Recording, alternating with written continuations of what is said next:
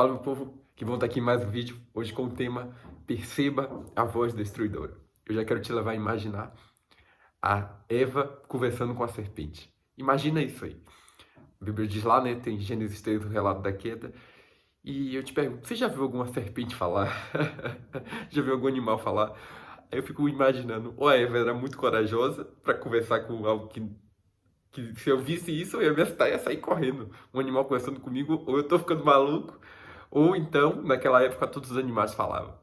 Mas nesse tom de conversa e de imagem, diz que a serpente chegou para ela e perguntou a Eva, né? Foi isso mesmo que Deus disse? Não comam de nenhum fruto da árvore do jardim?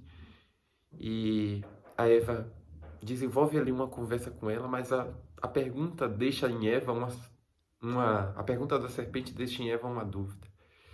E esse é o tom do vídeo nosso que a gente vai falar hoje. Há um caminho preparado por Deus para a nossa vida.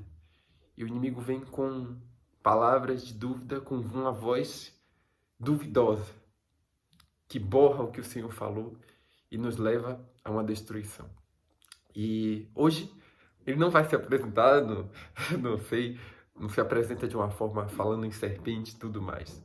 Mas ele investe para que a gente ouça a voz da dúvida e nos tire do caminho que nos foi proposto. E aí o que é que ele coloca? Ele coloca o nosso olhar na alternativa. A Bíblia diz que tinha muitas árvores feitas por Deus. Mas ele colocou o olhar de Eva, o versículo 3, o capítulo 3 de Gênesis, versículo 6 diz assim, que a árvore parecia agradável ao paladar, era atraente e era desejável aos olhos. De todas as árvores que tinha, ele colocou o olhar de Eva só nisso. Ele fez ela duvidar primeiro do que o Senhor tinha e colocou o olhar naquilo que atrai. E é assim conosco. Mas eu gosto de pensar no exemplo de Jesus, que foi o contrário de tudo isso, que porque quando a gente não cai nas ciladas do inimigo até não esteja aqui, a gente fica mais forte e a gente constrói.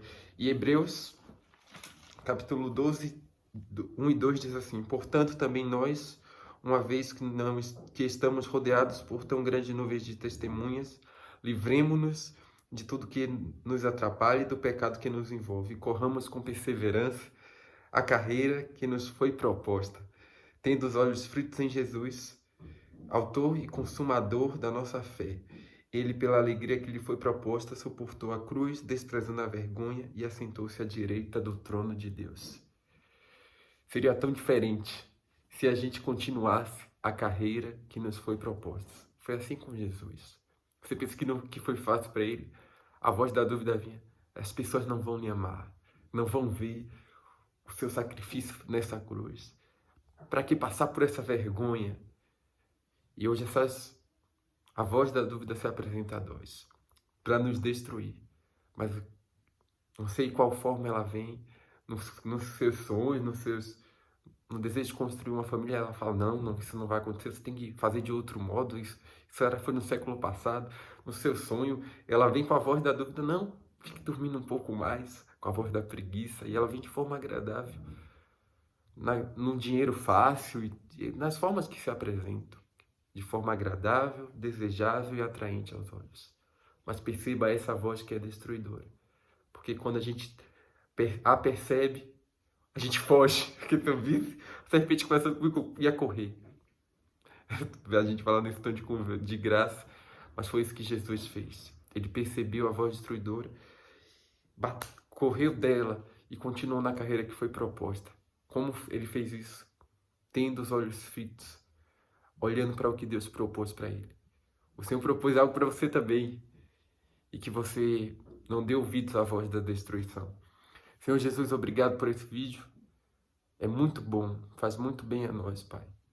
A gente ouvir a Tua voz e não dar lugar à voz destruidora, que é a voz da serpente. Faz a gente correr, faz a gente, Pai, perceber o que essa voz é capaz de fazer e permanecer no que o Senhor quer. Nos ajuda nisso, em nome de Jesus. Amém. Que Deus te abençoe.